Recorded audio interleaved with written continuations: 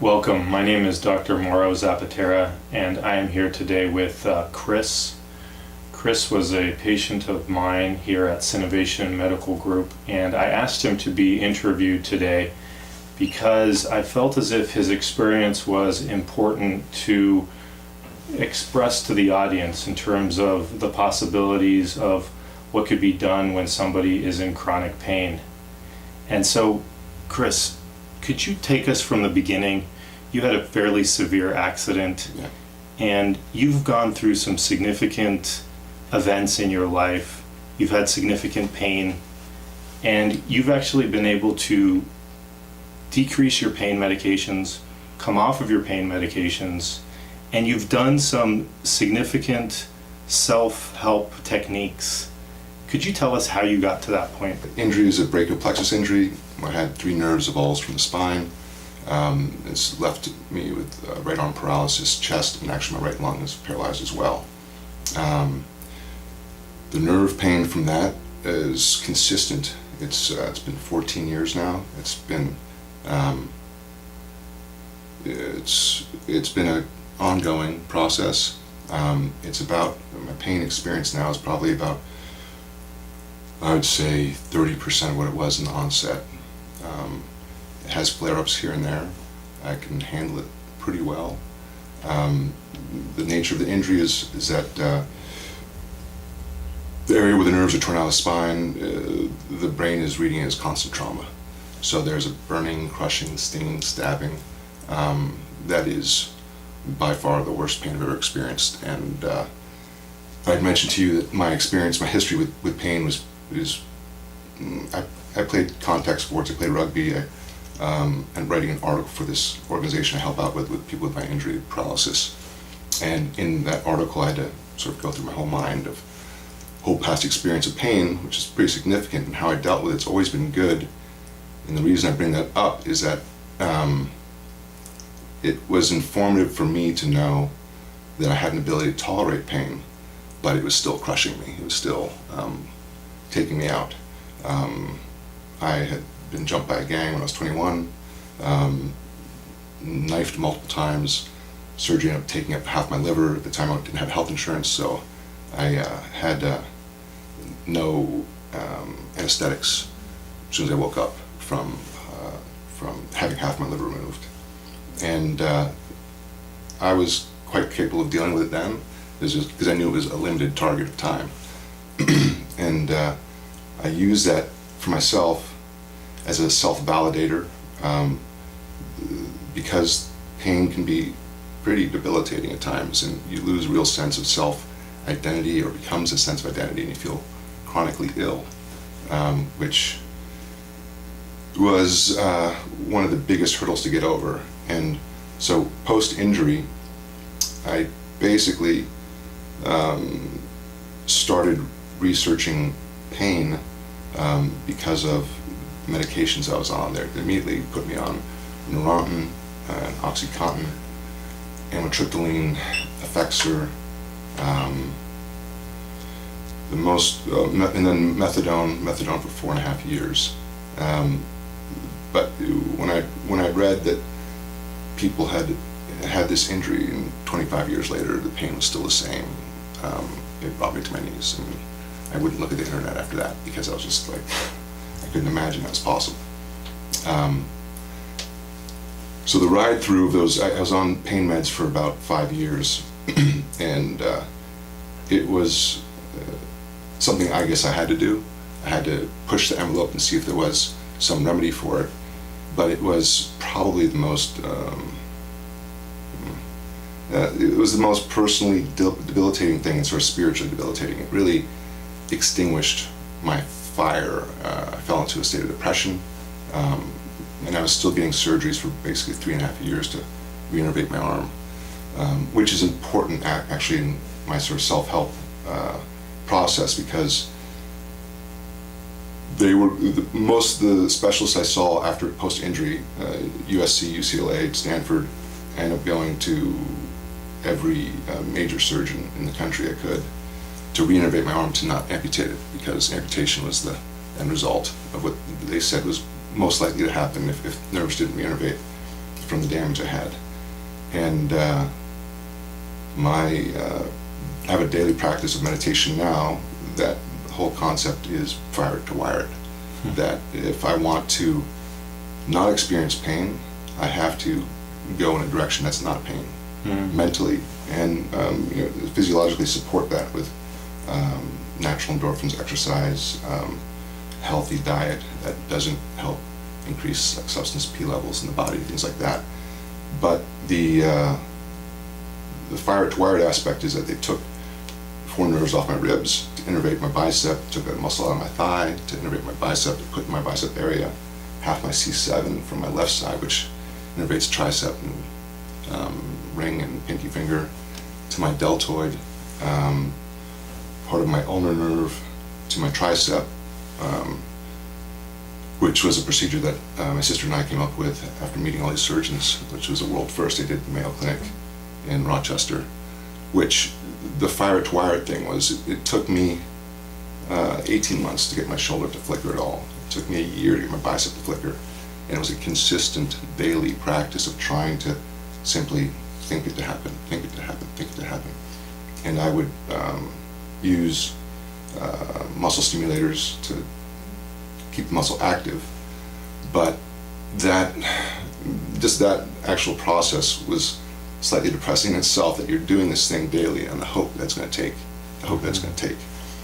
But when they did, it finally it was one of those informative things that, knowing what's going on, even though it's peripheral nerves are different than what's going on in the brain, is still the same biology going on. So I went through a stint of 5 years on pain meds.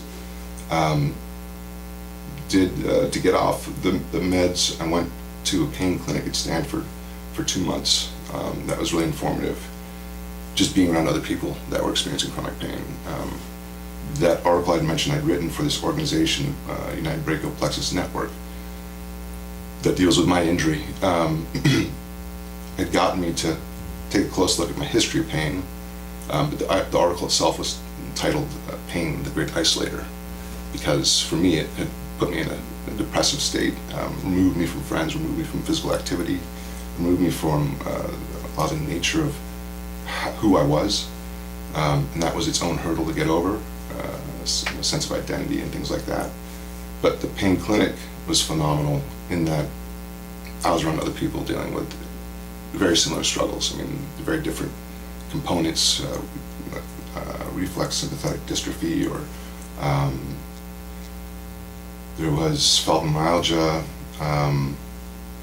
a few other pain types, and these are people whose lives had been shifted to a major degree. But being in there every single day, that's actually where I started my meditation practice, about the physiology, what goes on, dietary components that might help support more pain expression or decrease it. I learned about the glycemic index from that, and actually went on a ketogenic diet to remove all sugars from my system, which did help quite a bit. Learned about stressing factors that contribute to pain. Definitely, anytime I've got a virus or an illness, pain just shoots up. But that 2-month process was very informative, and it was the first moment I started doing grounding and how to actually manage the pain. After that, the process of getting off the meds was during that process of the 2-month program at Stanford. Getting off the meds was actually probably the worst experience in the context of just experiencing something that was ongoing, unexpected, and the challenges of getting off the methadone. The Neurontin was its own beast, but the methadone itself, if I didn't have family, I probably wouldn't be able to do it. It was one of those things that made me think, if I was, they use mostly methadone for heroin addicts to help titrate them off heroin. And if I was in that state, there's not a chance I'd get off this stuff, because it's literally felt like every cell in my body was fighting itself when I was getting off of it.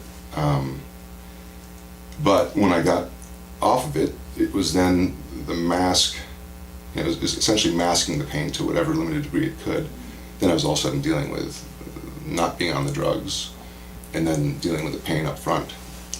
And the meditation practice I started at the clinic was really helpful. I learned I could find places in being, a state of being, that would take me away from the pain, or at least I could find a way to let the pain dissipate instead of being controlled by it or being subject to it. I could disassociate from it. And then I had the good luck of finding a clinical trial at Stanford where they were using a real-time MRI machine for, essentially it was a hyper biofeedback system where it was run by Christopher Deschamps, who had studied with the Dalai Lama meditation for 2 years in Tibet, and he had already used this with epilepsy and depression, and he'd been doing a clinical trial for 2 years. And my own history past had a great influence on it because I'd been in theatrical arts and trained as an actor for 13 years. I didn't know that this was going to be a positive benefit to it, but when I got inside the MRI machine, they gave me a mask basically that held my head to the table, and so it locked it in, and then 3D goggles. Put me inside the machine, and the first question they asked when I got inside was something I didn't expect. They said, "Okay, Chris, how you doing?" And then they said, "We want you to focus on the pain." And that's the last thing I've been trying to do at that point for the previous 5 years. And I'd actually never even just conceived of doing that. The benefit of doing that was they had highlighted in your brain the pain regions, and as soon as I focused on it, I could see those regions in my brain just light up. It's like, they were already presently lit, but that really lit them up. And I mentioned that history as an actor, because they said focus on the pain and make it as bad as you can. So immediately I just went to my imagination and I said, what's the most painful thing I could ever imagine or experience? And I was like, my goddaughter was in a car wreck and I was watching it, and I had driven the car and I was drunk, and I could hear my sister-in-law screaming in the background as the police were holding her back, and I just went to the hilt with my imagination, and it flew off the charts. Wow. And then he asked me to do the same thing in reverse. He said, go away from the pain as best as you can. And immediately I just, in a spontaneous thought, what's the least painful thing I can experience? And I was like flying naked over the Swiss Alps and feeling raindrops tickling all over my body and feeling the breeze come over me and kind of looking down and seeing a waterfall and deer running around. I was like, wow. But that I could hear it was like, whoa, because I just dropped down completely. What do you mean you dropped down? I dropped the pain. So basically the blood flow in my brain had completely depleted in the 3 pain regions that were highlighted. it completely dissipated. And it was, for me, it was extremely empowering to see I could influence the pain. Mm-hmm. But as soon as I saw I could actually remediate it from my own mind, my imagination, it was a beautiful moment. It really was. And they gave me the option to change the visual context of how I saw it to be an animation of 3 fires on a beach at night. So I could either control the fires to go up by experiencing pain or decrease them by thinking of not pain, of joy or whatever it would be. And so in the process of 2 weeks, basically a couple hours a day, I had practiced this in there. It was a great experience. I would make up imaginary meditative processes to go through, just to explore, see whatever I could do to remediate the pain, or at least stop the blood flow in the brain, and have that system, immediate insight to what's going on inside, was extremely empowering. And I came up with all sorts of different, interesting things. Like one was a lung that was out of the center of my head that I would literally just breathe the pain into to get it out, and then fill my breath in with positive sensations. All different types of things. That one was one of the best ones for me post that experience, post the clinical trials. The issue was, though, the challenge was, is that to do that in mid-conversation with you or something, to be able to remediate my pain and still carry on a conversation that was relatively lucid, was a challenge. I equated it to like doing push-ups and sit-ups at the same time. But it's one of those things that, on my own, I could practice. I did daily. I mean, it was a night and day experience, because the nature of my injury is that the pain comes in these flurries, where it's literally like it feels like a whiteout, like you're in Antarctica or something. It's like static. Everything's like you can't see anything, and it's even hard for me to hear things, let alone think something. And in the beginning, my pain was so significant that literally if anyone would talk while I was experiencing flare-up, I'd have to ask them to please stop. I'd just like put my hands up and just stop, because it was so severe. And the allodynia in my hand, the hypersensitivity, I actually wore a glove for 3 years, because the pain would literally, air flowing over my hand was like torches. And that's where, for me, like knowing my own personal history with pain and my ability to handle it was extremely important for me. And it was validating, because if I didn't have those previous abilities to deal with pain and handle it, I would have probably severely doubted myself and thought I was probably losing my mind. The fact that wind or air conditioning or fan was turning my hand in flames. And the pain clinic I did at Stanford was extremely validating, because other people had the same thing with like RSD. One of the women, she had to wear bikini shorts because her leg was, and you could see the difference between both legs. One was, the RSD had, I think, even more hair on her leg, but she couldn't have anything touching her leg, let alone air conditioning.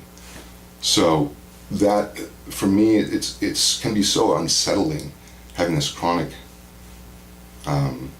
symptom, that it's one of my navigating aspects of my journey has really been a constant reconfirmation, validation. That's how the pain can be so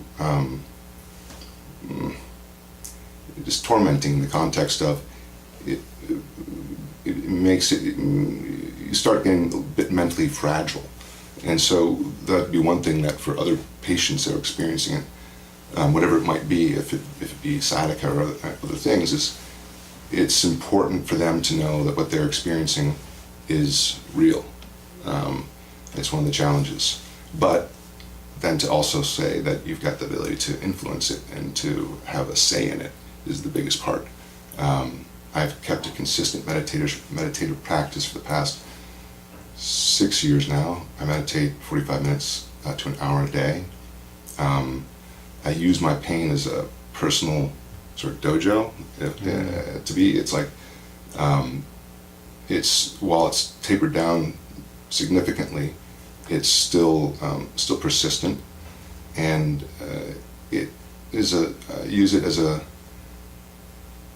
So I said, if I'm going to experience this thing, might as well make it something that's unique for me, and that if other people don't have this kind of thing, how can I make it my gift? And so in thinking like that, I said, okay, so whenever I experience pain, I'm going to immediately couple that with positive self-regard, positive sensations. I'm going to sense, and this is actually Christopher Deschamps. I asked him for what he'd experienced in his clinical trials at Stanford. I said, of all the patients you've had, what is the thing that you would recommend most, or that you experienced that benefited them most, or your personal experience with meditation that you recommend? And he said, something which I do consistently, is he said, find an area of your body that is of optimal health, the best area, the sort of that you get a sense that that's really good. It's usually for some reason, the left blade of my hand or my left thigh. And I will immediately dive into that area, sense that area when I'm experiencing pain. And then I'll dive into the area that's got the pain, and I'll find that sensation within the pain, find that healthy sensation within the pain. So I'm constantly using it as a guidepost for wellness. Fascinating. And I do the same thing in life with other challenges that come about. I mean, you're going to be presented with all sorts of different kinds of pain in life. So I always look for the optimal route when I'm experiencing challenges. So it's almost like you're ping-ponging from your pain to a healthy resourced area, back to your pain, to That's right. almost bringing that health that you feel in the resourced area, Yeah. in the healthy area, to the painful area, Yeah, both in sensation. So you're actually feeling that in your body, yeah, as well as having a thought of positive thought, that's right. positive emotion, That's right. positive health.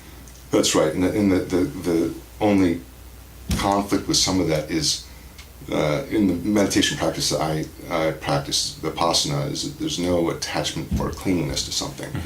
And one of the problems with chronic pain is that you have a great aversion for it. It's completely understandable. And you have a clinginess towards optimal health. And you have to let go of both of those, but still seek wellness and goodness and health. So one of the biggest, the interesting aspect about chronic pain is that we've been wired for millions of years over evolution to respond to it in a certain way. And I always thought, okay, I'm going to be fighting a million years of evolution. My body's telling me to lock down and to avert. And here I am, I've got to say, let it be. Just let it be. Go into it. Don't let it control you. Don't be controlled by it. Don't try and control it. Just be with it. And then I can bring the health into it, or I can find the health within it.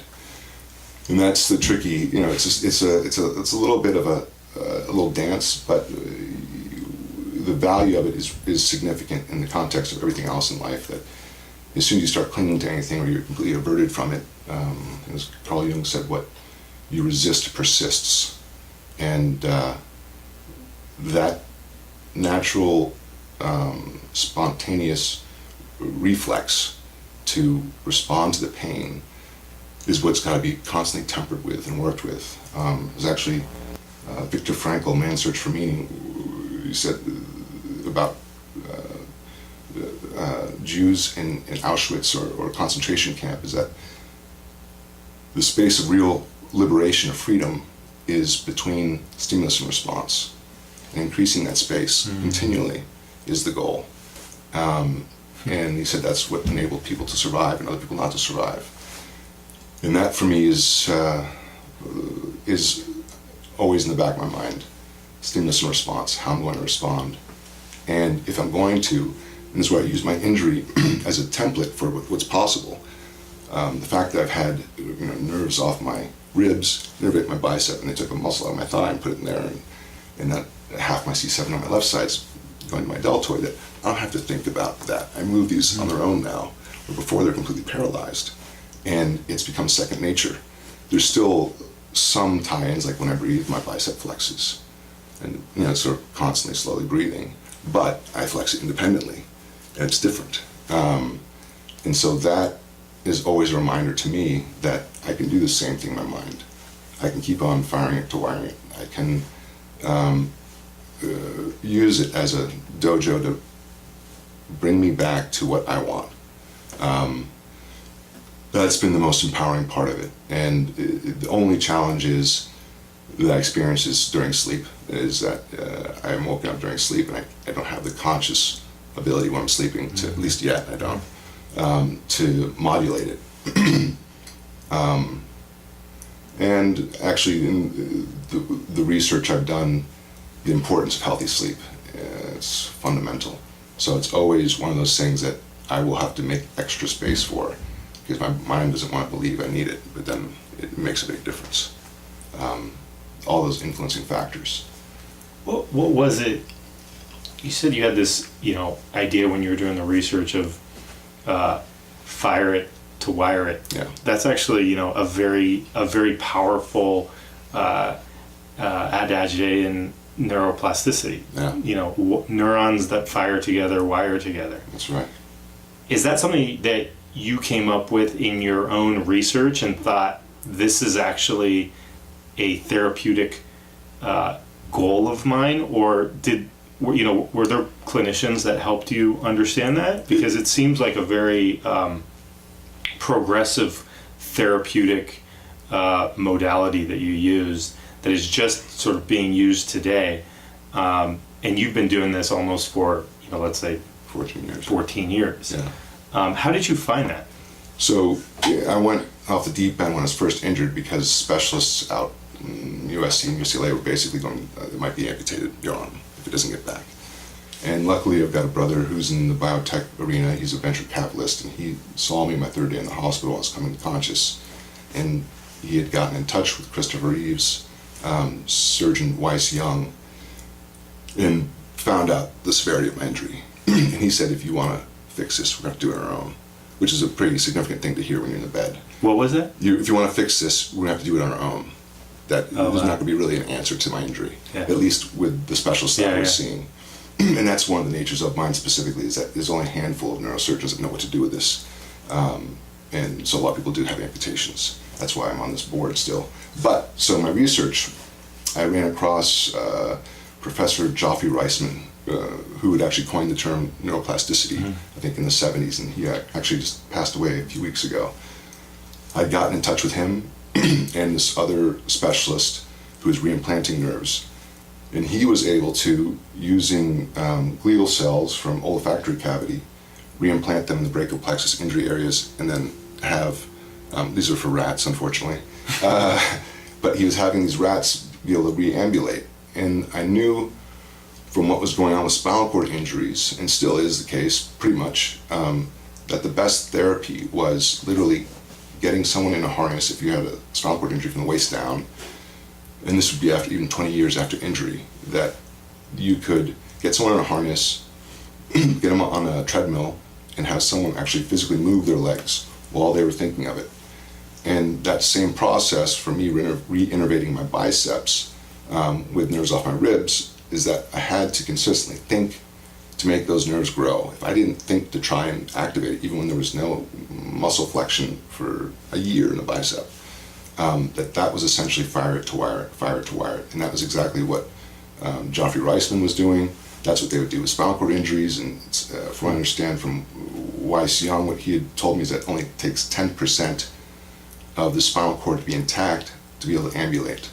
But a lot of people never do that because they didn't go through this harnessed walking procedure where they have to think, for months, someone else is moving that foot for you, but you think that you're moving it. That process was, learning about that was what really formed my mind into realizing that this is what has to be done. And then the more research I got into, and especially with meditation, and actually there's a book written by Christopher Deschamps, I think it was called The Two Minds, that talks about, in the context of meditation, our thoughts are constantly rampant. We're just sort of monkey mind, always just flowing around. And it's like a blind horse running through a forest, just going on its own.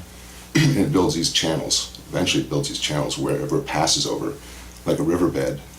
And that thought process, whatever thought process we engage in, is digging a riverbed. It's basically connecting those neurons more and more significantly along the way. And if we want to have any influence over it, whether it be pain expression or pain experience, is that as soon as I have to reflexively shift how we've evolved to experience pain. That's how my perception.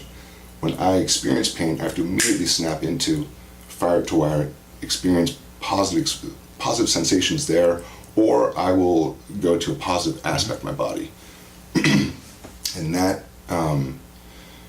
it can be laborious at times, but the variable is, I help people with this injury, and I try and let them feel comfortable. If they need to take medications, then take the medications. Do what you have to do. But try and put a window on it. Try and limit it, and try and find a way, if you can, to go forward without them. Because that's not for everybody. I fully realize that. And that's one thing my experience has taught me, is that everyone's experience is unique. I can't assume I understand what anyone else is feeling. Because I never assumed, with all the different pain experiences I had previously, this was a whole different level. And that I can't assume what someone else is going through, but I can at least offer my own experience. And the pain meds, unfortunately for me, I was on them for such a window of time, were the most debilitating aspect of my injury. And getting through the pain or experiencing, learning how to deal with it, how to manage it, has been one of the most empowering aspects. Yeah, I just did a Wim Hof weekend, this past weekend, ice bath. Yeah. So, and the whole thing for me is trying to control my autonomic nervous system, Yeah. fight or flight, and that's one thing I'm conscious of with my sleep, is that my heart rate is elevated when I wake up. I'm like, okay, so my body's, it's in the sort of fight or flight, and how can I bring it down? And that's what the ice bath, I take cold showers just to learn to, how to self-regulate, basically. Interesting. Yeah, it's good. It's Wow. good. It seems like, being that the pain is as relentless as it is, that you may be in a constant state of practice in Yeah. terms of whether it's your thoughts or redirecting your thoughts, or inducing certain emotions or feelings. You need to be more relentless than the pain itself. Yeah, that's right. And that's to have that courage to do that, and have that insight that you can do that. I mean, that's actually the beauty of what, like Wim Hof, who's set like 26 world records, climbed Everest in his shorts and minus 20 degrees ice bath for 2 hours. Just did clinical trials at Wayne State, where he was in a real-time MRI machine, and it covered him with ice, basically ice vest, and he kept his skin temperature the same throughout, which is basically unheard of. Mm-hmm. Is that he was all about empowering, saying you have this within you, it's within your ability to resource these things, and if I could do anything for anyone else, it'd be that exact same thing, is to help them see, to get a taste of what they can do. And that was the beauty of the clinical trials at Stanford, was I could see it visually, I could feel it physiologically, but when you experience chronic pain long enough, you start doubting yourself. And so for me to be able to see that was a huge indicator of what potential was in, what I could do with it. The meditation is helpful. Everything's temporary, no matter what. You got to repeat it. Yeah. Yeah. And when I'm brought down, I mean, you've got a little checklist in my phone, I think, of the times I've experienced very little pain, or that I've done, fine without it. Yeah. And, over the past 4 months doing the craniosacral therapy work, I've had 4 experiences where I've had no pain for the first time in 14 years. Wow. Which is massively significant for me. And that I got into such a state of utter calm that for the first time I'd actually perceived my hand. The first time I was like, what? I just sensed numbness only. And that was a whole new experience. Because it's always the numbness that I have on my hand is coupled with complementary hyper pain expression. And to not have that was a whole new, I was like, there's just numbness and then sensation. And I use that as a benchmark of possibility, because it's something I experienced. Yes. It happened, right? Yeah, To it you? happened. It happened 4 times. Yeah. Now, are you taking any pain medications at this I time? have not been on meds for 9 years. Wow. Yeah, yeah, Congratulations. yeah. That's- Yeah, it's definitely a challenge, but it's one I prefer. And I feel like it enables me to also to have more self-regulation, Mm-hmm. to be able to do the work that I need to do, and to take it. I mean, it's the hard part is everyone wants to get this. Well, they'd love to be free of it right away. Yeah. It's completely understandable. Like anything, if you give the right why, you can do any how. So if you make the right why you're experiencing this, and you use it as a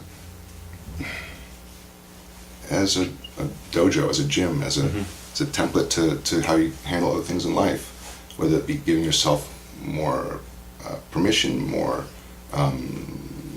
patience, more self-support. All those things are important.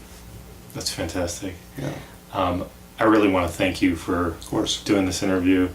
I think it's going to be really helpful for other people. Yeah, I mean, just to listen, to hear your experience, to see even what's possible. And like you said, it might not be for everybody. We Yeah. can't judge people's experiences. And that's why we prescribe medications when Yeah. necessary, Yeah. or do injections or surgery, etc. yeah, But I think for people to hear your experience and to hear what you've been through, especially the, like you call it, the the hyper biofeedback of actually being able to visualize your brain change in real time based on thoughts is amazing. Yeah. And so I wanted to thank you. I really appreciate your time. Yeah, you got it. Thanks a lot. Pleasure.